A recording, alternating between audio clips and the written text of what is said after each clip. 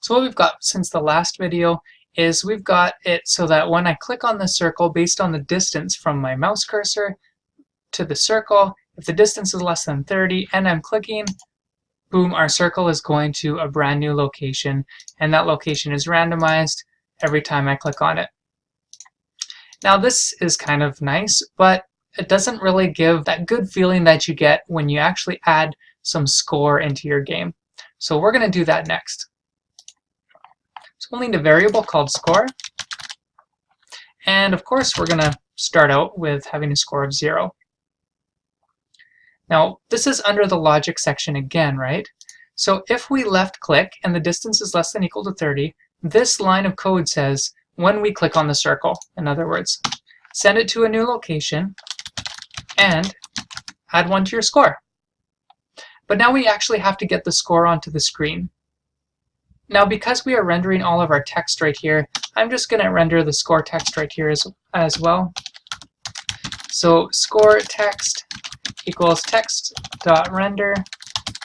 Now what do I actually want to render to the screen? I don't want to just have the number. I want it to say score colon and then the number so that I actually know what that number is standing for, right?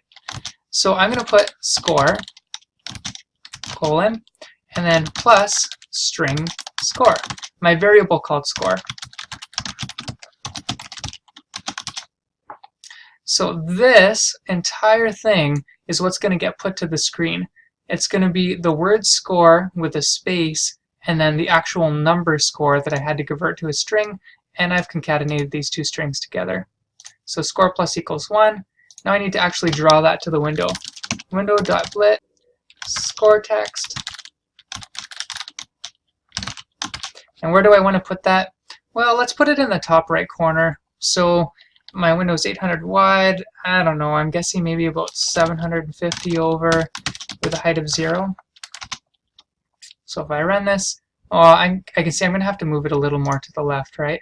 So instead of 750, maybe 700. That's a little better. My score is 0. I'm clicking around. As soon as I click on my circle, my score is 1. Click again, my score is 2. My score is 3. My score is 4. And you can see every time I click on my circle, I get 1 added to my score. Now this doesn't just work with the distance, right? This could work with the color as well. So if I comment out my distance part and re-enable my color clicking option, and I can just say score plus equals 1 here,